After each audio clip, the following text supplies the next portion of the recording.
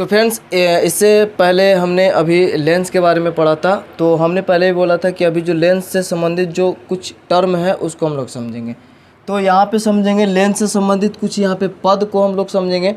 तो सबसे पहले अपने को यहाँ पे लेंस बनाना होगा, उसके बाद समझेंगे, ठीक है, इसमें क्या क्या टर्म होगा। तो हम लोग यहाँ पर बनाना कैसे है वो आगे भी बताएंगे। वैसे आपको एक त्रिज्या ले लेना है, एक फिक्स त्रिज्या, उसके अनुसार ही आपको एक गोला यहाँ से ऐसे बना देना है केंद्र मानकर कहीं पे, ठीक है। और फिर उसी को केंद्र मानकर जैसे इस साइड से बनाए ना, उसका फिर अपोजिट एक गोला बना देंगे, तो आपका वो उत्तल लेंस हो जाएगा। तो हमने यहाँ पर एक इस प्रकार से बनाया है, और जो कि एक खोखले गोले का भाग है, इसका बीच में जो है ना ओ से सूचित करते हैं, ये प्रकाशीय केंद्र होता है, पहले बताया था।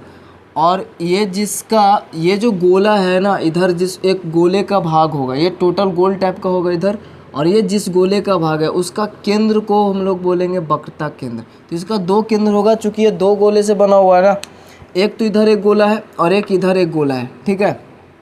तो ये दो गोला से बना हुआ है, एक इधर इसका केंद्र होगा जिसको हम लोग सी से डिनोट करेंगे, और एक इधर भी उसका केंद्र होगा जिसको हम लोग सी से डिनोट करेंगे, ठीक है। एक को हम लोग C1 बोल सकते हैं और एक को C2 बोल देंगे। यहाँ पे एक C1 हो गया, एक C2 हो गया। तो ये है हमारा उत्तल लेंस, ये है हमारा क्या, उत्तल लेंस है। और बाकी जो दर्पण में हमने पढ़ा था सेम वैसा ही इसमें भी है। तो यहाँ पे लेकिन दो केंद्र है, वक्रता केंद्र दो है, जिसको हम लोग C1 या और C2 से सूचित कर रहे हैं। एक प्रकाशिक केंद्र यहाँ पे है जिसको O से सूचित कर रहे हैं। बाकी वक्रता केंद्र और जो प्रकाशिक केंद्र है, इसके बीच में एक फोकस होगा, ठीक है, जिसको मुख्य फोकस बोलेंगे, उसको भी हम लोग समझेंगे। वैसा ही कंसेप्ट है जैसे दर्पण वाला था ना, वैसा ही इसमें भी है।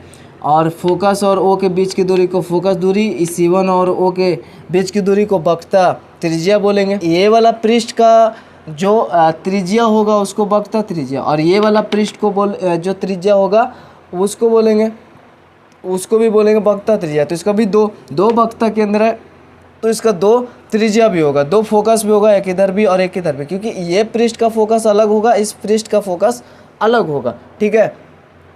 तो यहाँ पे दो पृष्ठ होते हैं, जहाँ से प्रकाश इन करेगा उसको प्रथम पृष्ठ बोलेंगे, और जहाँ से निकलेगा उसको दूसरा पृष्ठ बोलेंगे। तो दो पृष्ठ होता है।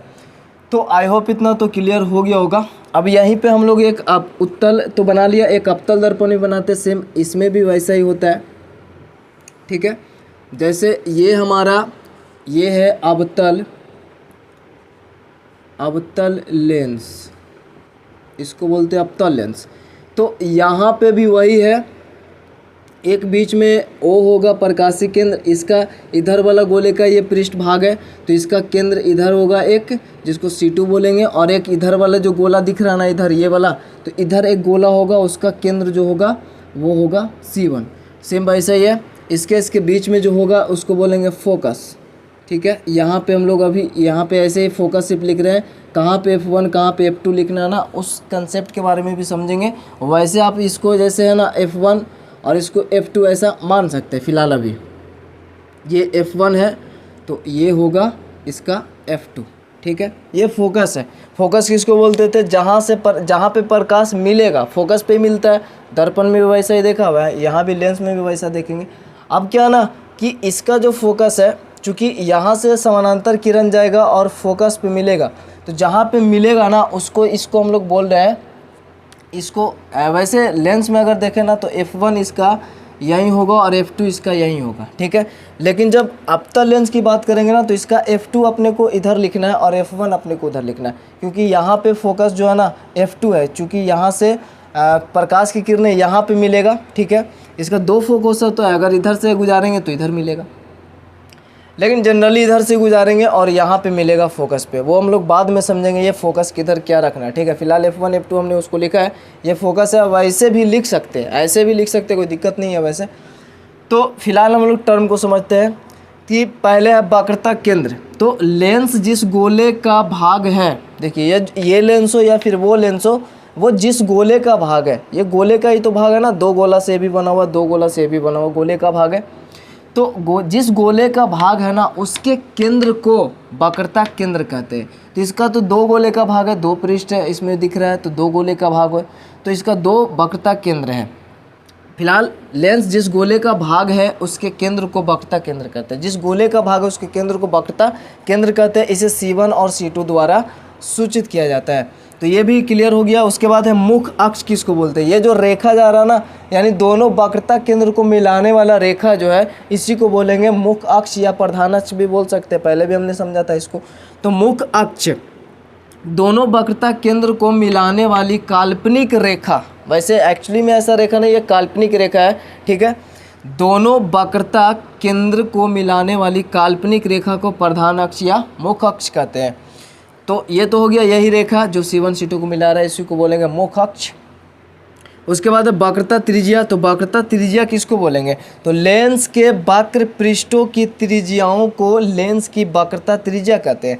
समझे, यहाँ पर बोल रहा है कि लेंस के वक्र पृष्ठों की त्रिज्या, ये हमारा वक्र पृष्ठ है इसका, ये इसका वक्र पृष्ठ है, तो इसका त्रिज्या होगा ना, त्रिज्या लेकर ही गोला बनता है। गोला जो बनता है वो एक त्रिज्या लेकर ही बनता है। तो ये पृष्ठ जिस गोले का भाग है उसका जो त्रिज्या होगा, तो ये केंद्र अगर मान लीजिए इस गोले, ये जो गोला है उसका केंद्र ये है, तो त्रिज्या क्या होगा? यहाँ से यहाँ तक होगा ना, क्योंकि यहाँ से बनाया गया है, मतलब यहाँ से एक केंद्र है और यहाँ से बनाया गया है इस गोले को। तो इस गोले का जो केंद्र है ये है, तो इसका यहाँ यही होगा इसका त्रिज्या, ठीक है, वक्रता त्रिज्या। तो यही बोल रहा है कि लेंस के वक्र पृष्ठों की त्रिज्याओं को लेंस की वक्रता त्रिज्या कहते हैं। इसकी संख्या 2 होती है, जिसे R1 तथा R2 कहते हैं। एक को R1 बोलेंगे और एक को R2 बोलेंगे। तो ये होता है। अब हम लोग, ये वक्रता त्रिज्या हो गया, वैसे इम्पोर्टेंट नहीं है वैसे, समझे। वक्रता त्रिज्या पहले भी समझाते, तो वैसे भी आप इसको बोल सकते हैं लेंस के लिए। तो ऐसा बोल सकते हैं कि लेंस के वक्र पृष्ठों की त्रिज्याओं को लेंस की वक्रता त्रिज्या कहते हैं। इसकी संख्या 2 होती है, जिसे R1 R2 द्वारा सूचित करते हैं, या जिसे ये है यहाँ पर R1 है, R2 नहीं, R1 तथा R2, जिसे R1 तथा R2 कहते हैं या द्वारा सूचित करते हैं, ऐसे बोल सकते हैं, ठीक है। तो ये वक्रता त्रिज्या हो गया। मेन तो यहाँ पर वक्रता केंद्र और मुख अक्ष के बारे में समझना था मेन, तो ये हमने समझ लिया। उसके बाद हम लोग अभी फोकस को समझते हैं, और प्रकाशीय केंद्र हो गया इसको समझते हैं, ठीक है। द्वारक है उसको समझते हैं, जो मेन है। तो फ्रेंड्स अब आगे जो है ना, यहाँ पे बोला लेंस का द्वारक। लेंस का द्वारक क्या होता है? तो यहाँ पे दिख रहा होगा कि ये जो लेंस है यहाँ से यहाँ तक है, तो यहाँ से यहाँ तक जो है ना, यही इसका द्वारक है। क्योंकि प्रकाश इतना में से ही जाएगा, और प्रकाश जितना में से जाएगा उसी उतना को ही बोलेंगे द्वारक। ये जैसे द्वार होता है जाने वाला, तो उसी प्रकार से ये है। यहाँ पे लेंस का द्वारक, तो लेंस की पूरी चौड़ाई, इतना चौड़ा है ना, तो इस लेंस की पूरी चौड़ाई को लेंस का द्वारक कहते हैं, ठीक है। ये जो पूरी चौड़ाई है लेंस का या फिर इसका, ये पूरा द्वारक कहलाता है। लेंस की चौड़ाई को लेंस का द्वारक कहता है, लेंस की चौड़ाई को लेंस का द्वारक कहते हैं। और जो द्वारक होता है ना, वो वक्रता त्रिज्या का बहुत छोटा होता है एक्चुअल में।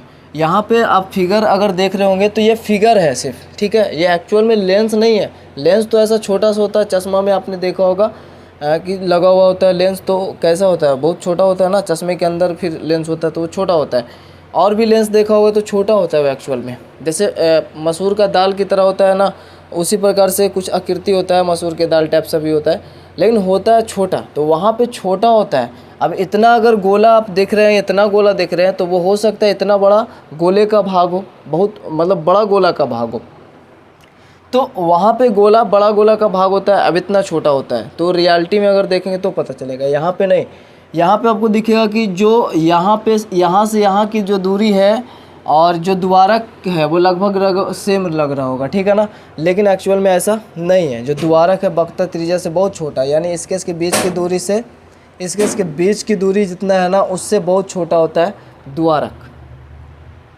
तो ये होता है, द्वारक बहुत छोटा होता है, इस बात को ध्यान में रखना बस। उसके बाद प्रकाशीय केंद्र। प्रकाशीय केंद्र किसको बोलते हैं? तो जो लेंस है ना, लेंस के केंद्र को एक्चुअली में प्रकाशीय केंद्र बोलेंगे, वैसा भी डिफिनेशन दे सकते हैं। वैसे एक नियम है कि अगर प्रकाश प्रकाशीय केंद्र की दिशा में आएगा, जैसे हमने उधर जो देखा था ना, वक्रता केंद्र की दिशा में भी आएगा, तो वैसा हो जाता था कि उसी दिशा में लौट जाता था सेम। और यहाँ पर लेकिन है प्रकाशीय केंद्र, और अगर इसकी दिशा में कोई किरण आता है तो वो बिना विचलन के अपवर्तन तो होगा, अपवर्तन के बाद बिना विचलन का इधर उधर नहीं होगा, वो सामना सामनी निकल जाएगा जब इसके केंद्र से जाएगा तो उसको बेस मान के भी डिफिनेशन दे सकते हैं। तो वैसे ऐसा भी बोल सकते हैं कि लेंस के केंद्र को प्रकाशीय केंद्र बोलते हैं या प्रकाशिक केंद्र बोलते हैं। फिलहाल यहाँ पे प्रकाशीय केंद्र का डिफिनेशन है कि लेंस का वैसा केंद्र जिससे होकर प्रकाश अपवर्तन के बाद, देखिए लेंस का वैसा केंद्र, अगर यहाँ से हम लोग एक किरण को अगर ऐसा मतलब प्रकाशीय केंद्र की दिशा में गुजारे तो वो सेम सोझा ऐसा ही चला जाएगा, ठीक है, बिना विचलन के। विचलन नहीं होगा यहाँ पे क्योंकि ये प्रकाशीय केंद्र की दिशा में जा रहा है। तो लेंस का वैसा केंद्र, ये सिर्फ यही एक केंद्र है जहाँ से प्रकाश अपवर्तन के बाद बिना विचलन के जाता है, तो इसलिए इसको बोलेंगे कि लेंस का वैसा केंद्र जिससे होकर प्रकाश अपवर्तन के बाद, लेंस का वैसा केंद्र जिससे होकर प्रकाश, लेंस का वैसा केंद्र जिससे होकर प्रकाश अपवर्तन के बाद बिना विचलन के निकल जाती है, अपवर्तन के बाद बिना विचलन के निकल जाती है, इसे क्या बोलेंगे, प्रकाशीय केंद्र बोलेंगे। तो लेंस का वैसा केंद्र जिससे होकर प्रकाश अपवर्तन के बाद बिना विचलन के निकल जाती है उसे प्रकाशीय केंद्र कहते हैं। इसे ओ से सूचित करते हैं, ठीक है, इसको ओ से सूचित करते हैं, जैसा कि आपने देखा ऊपर लिखा हुआ है। तो ये था हमारा प्रकाशीय केंद्र, काफ़ी ईजी है। उसके बाद है फोकस। फोकस काफ़ी इंपॉर्टेंट है, तो यहाँ पर फोकस का डिफिनेशन देंगे। तो इससे पहले इस किरण को हम लोग को इसको मिटा देते हैं। तो देखिए फोकस क्या होता है, फोकस का डिफिनेशन कैसे देंगे। एक्चुअली में इसके बीच में फोकस होता है, लेकिन ये क्या होता है, इसका डिफिनेशन देना है। तो क्या होता है कि जब मुख्य अक्ष के समानांतर जो किरण आएगा, मुख्य अक्ष के समानांतर जो किरण आएगा ना, किरण जो आएगा, ठीक है, वो अपवर्तन के बाद मुख्य अक्ष के जिस बिंदु पर मिलेगा, अपवर्तन के बाद जिस बिंदु पे मिलेगा, यहाँ पे से भी अगर किरण आएगा तो वो भी अपवर्तन के बाद किसी ना किसी बिंदु पे ऐसे मिलेगा, मुख्य अक्ष के किसी बिंदु पे मिलेगा, और वो जो बिंदु होगा वही होगा फोकस, या फिर वो फोकस जहाँ पे होगा वहीं पे मिलेगा, या फिर जहाँ मिलेगा वो फोकस ही होगा, तो दोनों एक ही है, तो इसको बोलते हैं फोकस। तो फोकस का डेफिनेशन वैसा ही देंगे कि जब किसी यहाँ पे लिखेंगे कि मुख्य अक्ष के समानांतर आती हुई प्रकाश की किरणें, ये मुख्य अक्ष के समानांतर होना चाहिए, ठीक है, मुख्य अक्ष के समानांतर आती हुई किरणें अपवर्तन के बाद मुख्य अक्ष के जिस बिंदु पर मिलती है या मिलती हुई प्रतीत होती है, एक्चुअली में क्या है, ये मिल रहा है तो ये फोकस है। और इसमें अगर देखें यहाँ पर, तो यहाँ पर देखिए फोकस कहाँ पे मिला, F2 पर फोकस मिल रहा है, तो हम लोग F2 से सूचित कर रहे हैं, इसलिए इसमें क्या होगा ना, मिलेगा इधर, इसलिए इसको F2 कर देंगे, और इधर इसको हम लोग F1 कर देंगे। एक्चुअली में इसको एक अलग अगले स्लाइड में इसके बारे में बात करेंगे। फिलहाल इसको F2 रखना है, यहाँ पे F1 F2 सो जाए, और अवतल में ना उल्टा कर देना, F2 को इधर, मतलब 2 इधर हो जाएगा और इधर F1 हो जाएगा, और C के जगह पे C1 के जगह पे क्या लिखना है इसको भी देखेंगे। अब यहाँ पर अगर F2 हो गया ना, तो इसको हम लोग इधर बोल देते हैं इसको C2, और इधर बोल देते हैं C1 इसको, इसके अनुसार, ठीक है। वैसे अगर ऐसे भी लिखेंगे जैसे पहले लिखा हुआ था तो भी कोई दिक्कत नहीं है, वैसे लिखना ऐसे ही अच्छा रहेगा, ठीक है, वैसे लिखना तो वैसे भी कोई दिक्कत नहीं है, तो ठीक है। तो यहाँ पर तो मिल गया फोकस, लेकिन यहाँ पर क्या होगा कि जब समानांतर मुख्य अक्ष के समानांतर आती प्रकाश की किरणें अपवर्तन के बाद, क्या होगा, अपवर्तन के बाद यहाँ से आया तो ये तो आपका इधर ऐसे चला जाएगा, क्योंकि ये किरण को क्या करता है, अपसरित यानी फैला देता है। हमने पहले ही बताया था, जो भी किरण कहीं से भी आएगा तो वो इस प्रकार से फैल जाएगा, ठीक है। और जब अगर इसको हम लोग पीछे की ओर से ऐसे मिलाएंगे तो ये कहीं पर मिलेगा, और इसी को बोलेंगे फोकस, ठीक है, इसी को बोले। तो यहाँ पर देखिए मिलता हुआ प्रतीत होता है, अगर उधर से देखेंगे तो लगेगा कि इधर से इस केंद्र से प्रकाश आ रहा है, अर्थात देखिए ये भी अपवर्तन के सिद्धांत पर ही काम करता है, वही तो है ना, एक दूसरा माध्यम, क्योंकि इसका अपवर्तनांक पहले माध्यम की अपेक्षा यहाँ पे अपवर्तनांक इसका ज़्यादा है, तो ये लेंस की तरह काम करता है, जो अपवर्तन का जो सिद्धांत था उसी पे काम करता है। तो ऐसा हो रहा है, यहाँ पर ये जो है इस प्रकार से चला गया, अगर उधर से देखेंगे तो यहाँ पे लगेगा कि इधर से प्रकाश आ रहा है, या फिर किसी वस्तु का प्रतिबिंब बनेगा तो इधर बनेगा, अगर किसी वस्तु से किरण आ रहा है तो उसका प्रतिबिंब यहीं पे बनेगा ना, ठीक है।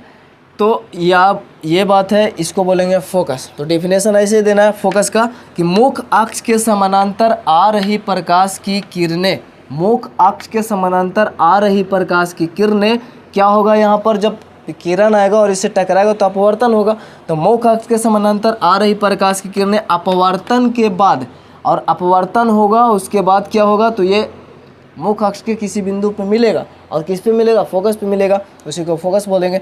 तो मुख्य अक्ष के समानांतर आ रही प्रकाश की किरणें अपवर्तन के बाद प्रधान अक्ष के जिस बिंदु पर मिलती है, या मुख्य अक्ष भी बोल सकते हैं उसको, तो मुख्य अक्ष के जिस बिंदु पर मिलती है या मिलती हुई प्रतीत होती है उसे फोकस कहते हैं। मिलती है और मिलती हुई प्रतीत, या फिर मिलती हुई प्रतीत होती है, इसी को फोकस बोलते हैं। तो ये हो गया हमारा इसका डेफिनेशन, हमने अच्छे समझ लिया इसको। अब हम लोग ये समझते हैं कि F1 इसको और F2 इसको जैसे कि F1 है ये प्रथम फोकस हुआ और ये द्वितीय फोकस हुआ, ऐसा बोलेंगे इसका।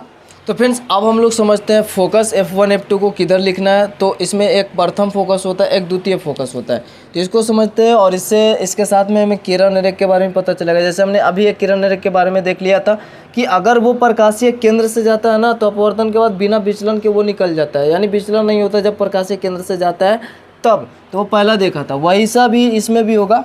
अवतल उत्तल लेंस दोनों में प्रकाशीय केंद्र से जाएगा तो विचलन नहीं होगा। फिलहाल हम लोग यहाँ पे समझते हैं कि F1 F2 ऐसा कैसे लिखना है। ये हमारे पास एक उत्तल दर्पण है, तो यहाँ पर देखिए ये है O है, और इसका इधर जो हमारे पास इधर जो होगा ना एक वक्रता केंद्र होगा। तो वक्रता केंद्र इधर भी होगा और इधर भी होगा। तो इसको जो हम लोग इधर मान लिया जाए ये है, इसका C1 बोलेंगे और इसका C2 बोलेंगे। तो अगर इसको C1 और C2 बोल रहे हैं, ठीक है, तो यहाँ पर क्या है ना कि ये C1 है और C2 है, इसके बीच में होगा फोकस। तो ये है फोकस और ये है फोकस, ठीक है। अब इस C1 को हम लोग क्या लिखेंगे यहाँ पर, जैसे कि ये अगर F1 है तो ये F2 होगा। अब यहाँ पर F1 क्या होता है, ये जो F1 है ना इसको बोलेंगे यहाँ पर प्रथम फोकस, क्योंकि यहाँ देखिए फोकस की दिशा में आने वाली किरणें जो होता है, फोकस की दिशा में आने वाली किरणें यानी वैसा मुख्य अक्ष के वैसा केंद्र जहाँ से आने वाली प्रकाश की किरणें अगर हम लोग इस दिशा में भेजेंगे, इस दिशा में कि यहाँ पर टकराए, ठीक है, तो अगर इसके दिशा में आने वाले किरण जो है ना, यहाँ फोकस इस वाले यानी मुख्य अक्ष के वैसा केंद्र जिसके दिशा में आ रही किरणें इस लेंस के अपवर्तन के बाद अगर समानांतर निकल जाती है तो इसको बोलेंगे प्रथम फोकस। तो ये है हमारा प्रथम फोकस, ठीक है, ये हमारा है प्रथम फोकस। या फिर अगर इस दिशा से भी अगर किरण आएगा तो वो इससे अपवर्तन के बाद यहाँ से समानांतर निकल जाएगा, जैसे कि हमने पहले भी पढ़ा है ऐसा। यानी कि फोकस की दिशा में अगर कोई किरण आता है वो समानांतर निकल जाएगा और समानांतर जाता है तो वो फोकस पे मिल जाता है। तो अगर फोकस की दिशा में आएगा तो इसी इधर है ना, यही तो है, इधर से ही तो आएगा किरण, तो इधर से आएगा, फोकस की दिशा में आता है तो वो समानांतर निकल जाएगा और इस केंद्र को बोलेंगे प्रथम फोकस, ठीक है। इसको हम लोग F1 से सूचित करेंगे, जैसे कि यहाँ पे लिखा हुआ भी है F1, तो इसको F1 बोलेंगे, ये है हमारा प्रथम फोकस, ठीक है, ये प्रथम फोकस हो गया। अब क्या है कि अगर यही उत्तल दर्पण को हम इधर बनाए इसमें, और ये हमारा प्रकाशीय केंद्र है, ये मुख्य अक्ष है, ये प्रकाशीय केंद्र है, तो इससे पहले क्या समझते हैं, ये तो हमारा प्रथम फोकस हो गया, ठीक है। अब ये जो F1 है और ये F2 है, तो ये जो हमें पता है कि C2 और इसके बीच में वक्रता त्रिज्या है जिसको R2 बोलते हैं। और वक्रता त्रिज्या जो होता है ना, वक्रता त्रिज्या हमने पहले ही पढ़ा था, R बराबर 2F, यानी जो वक्रता त्रिज्या है वो फोकस का दुगना होता है, ये तो हमने पहले ही पढ़ा था ना। तो यहाँ पे यहाँ से यहाँ वक्रता त्रिज्या की दूरी है, तो इसके जगह पे जो 2 वाला F2 है ना, तो इधर लिख देंगे इसको 2F के बराबर होता है वक्रता त्रिज्या, तो यहाँ पे लिख देंगे 2F2, और इधर भी सेम वक्रता त्रिज्या यहाँ से यहाँ तक, और ये किसके बराबर होता है 2F के, तो यहाँ पे भी 2F लिखेंगे, बट ये 2F1 लिखेंगे यहाँ पे, ठीक है। तो ये 2F1 हो गया जो वक्रता केंद्र को दर्शाएगा यहाँ पर भी। और ये जो है ना जिसके दिशा में प्रकाश की किरण, जिस फोकस की दिशा में प्रकाश की किरण आएगा और वो समानांतर निकल जाता है तो इसको प्रथम फोकस बोलेंगे। और सेम जब समानांतर किरण आता है या फोकस, ये प्रथम फोकस है, ठीक है ना, और ये वाला द्वितीय फोकस होगा। इसका द्वितीय फोकस क्या होता है, जैसे कि ये तो हमारा हो गया 2f1 वक्रता केंद्र के जगह पे, और ये हमारा प्रथम फोकस f1, और यहाँ पर हम लोग क्या करेंगे, यहाँ पे हो जाएगा f2 और यहाँ पे हो जाएगा 2f2। तो जब समानांतर किरण आएगा ना तो वो समानांतर किरण फोकस पे मिलता है, अर्थात जिस बिंदु पे मिलता है वो फोकस ही होता है। तो इसको बोलेंगे हम लोग द्वितीय फोकस, इसको बोलेंगे द्वितीय फोकस। ठीक है, ये हो गया द्वितीय फोकस। सेम वैसा ही अवतल दर्पण में भी होगा। एक अवतल दर्पण यहाँ बनाकर इसको भी समझ लेते हैं। ठीक है, वैसे फिगर सही नहीं है बट अपने को समझना है। ये हमारा ओ है प्रकाशीय केंद्र। तो यहाँ पे क्या होगा, ये ध्यान देने वाली बात है, क्योंकि यहाँ पर देखिए इसमें प्रकाश की किरण जो है ना, यहाँ पर इस दिशा में नहीं आएगा, ऐसा जैसे इसमें आया था वैसे नहीं आएगा इसमें तो ऐसा आएगा, क्योंकि ये जो है ना क्या करता है, यहाँ पे मिलता हुआ प्रतीत होता है। तो इधर तो इसका फोकस मिलता ही था, जब हम लोग समानांतर किरण लाएंगे तो ये फैला देगा, तो मिलेगा पीछे। तो समानांतर किरणें जहाँ पे मिल रहा है वो तो द्वितीय फोकस होगा ना, जैसे कि उधर देख रहे हैं F2। तो इसका F2 देखिए, चूँकि वहाँ पे मिला F2 द्वितीय फोकस है, और इसका पीछे मिलता है, पीछे जब समानांतर किरण गुजारेंगे तो पीछे मिलेगा, तो ये F2 होगा। और जैसे इसमें पहले उसी F2 को बता देते हैं कि इसमें क्या होता है, समानांतर किरण की दिशा में, या फिर पहले उसी को बताते हैं, ये हमारा ये फोकस की दिशा में आने वाली किरण क्या होता है, समानांतर जाता है। तो इसमें इधर से नहीं आएगा, इसमें ऐसा आएगा, फोकस की दिशा में आने वाली किरण। ये डॉट डॉट से ले जाते हैं। मान लो यहाँ पे फोकस है, तो फोकस की दिशा में आने वाली जो किरण है वो क्या होता है, समानांतर निकल जाता है। ठीक है, इसे इधर से भी हम लोग एक किरण ले सकते हैं, जाना चाहिए इसको ऐसा, लेकिन वो समानांतर निकल जाता है। तो ऐसा होता है। तो ये जो है ना, ये वाला फोकस, इसको बोलेंगे प्रथम फोकस, इसको बोलेंगे प्रथम फोकस। ये है हमारा प्रथम फोकस। तो इसको F1 से सूचित करेंगे, और F1 से तो इसका जो केंद्र होगा उसको 2f1 से सूचित करेंगे, है ना, क्योंकि ये 1 वाला है तो इधर 2f1 बोलेंगे। तो जिसके दिशा में आ रही है प्रकाश की किरण और समानांतर निकलती है वो प्रथम फोकस। और समानांतर किरण जब आएगा ना, जैसे कि इधर समझते हैं, ये हमारे पास अवतल दर्पण है, तो ये मुख्य अक्ष है, सेम वैसा ही सबको पता है। तो यहाँ पर तो हो गया ये, जब समानांतर किरण, ये तो हो गया ना कि जब फोकस की दिशा में आएगा तो समानांतर, तो जिस फोकस की दिशा में आ रहा है इधर ही आएगा, तो ये प्रथम फोकस है, इसको बोलेंगे F1।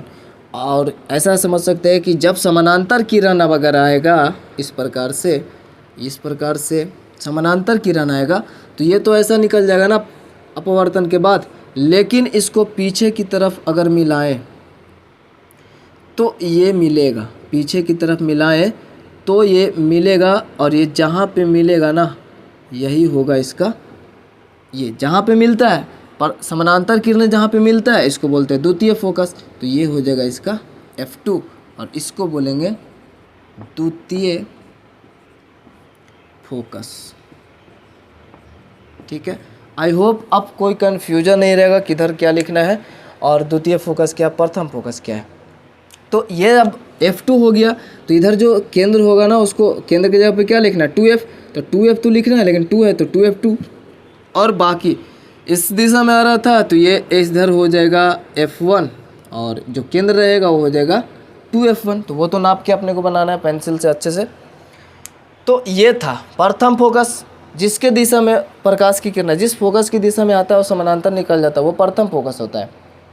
और समानांतर किरण अपवर्तन के बाद जिस बिंदु पे मिलता है वो द्वितीय फोकस है।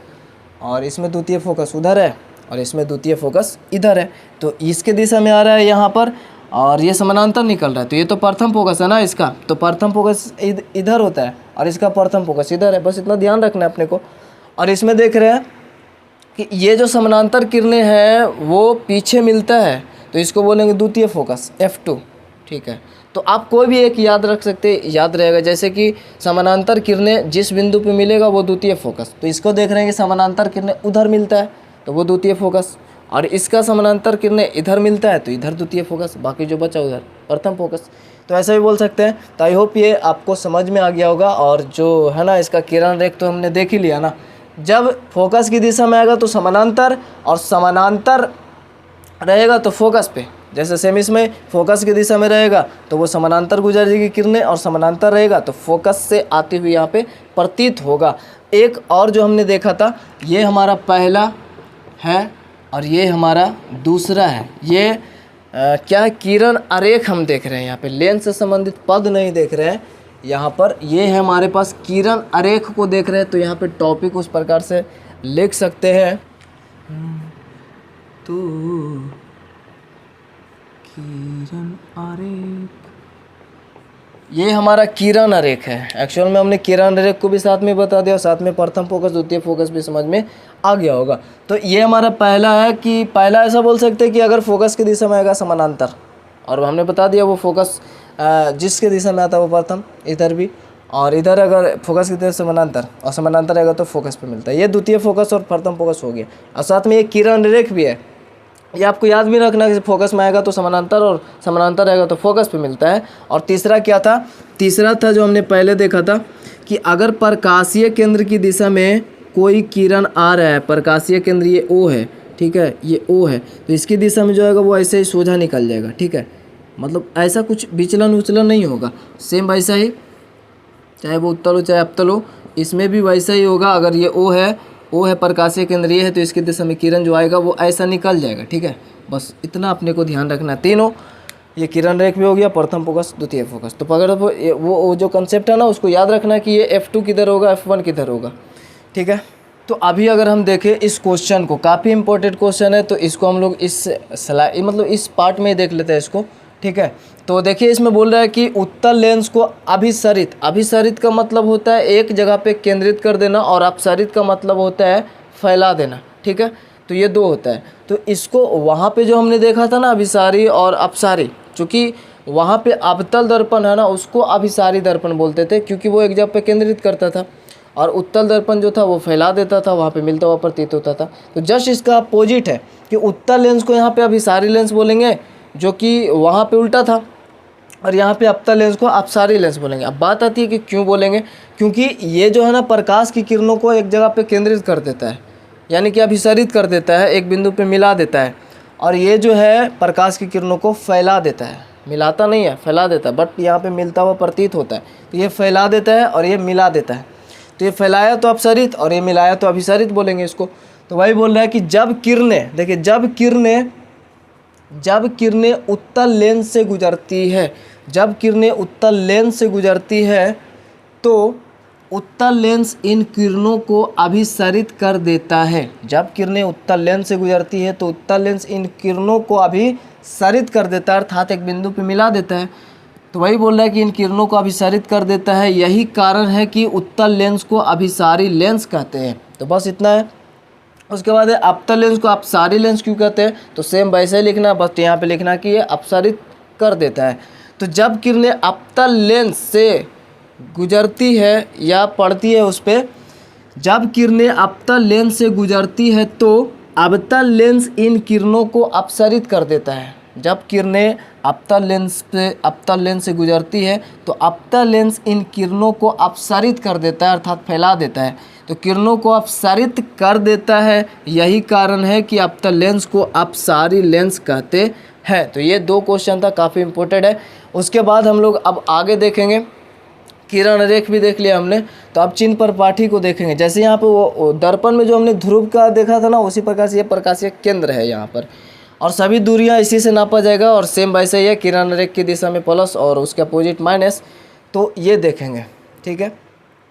तो उसको हम लोग समझेंगे अगले पार्ट में, समझेंगे किरण रेख को समझेंगे, और भी प्रतिबिंब वगैरह हम लोग समझेंगे, क्या वास्तविक काल्पनिक है उसको समझेंगे। फिर उसके बाद हम लोग प्रतिबिंब निर्माण की बात करेंगे। तो वीडियो को पेंट करते, वीडियो अच्छा लगे तो लाइक कमेंट शेयर जरूर से कर दीजिएगा, और चैनल पर अगर नया है तो चैनल को सब्सक्राइब करके बेल आइकन को प्रेस जरूर से कर दीजिएगा। मिलता है नेक्स्ट वीडियो, तब तक के लिए जय हिंद, जय भारत।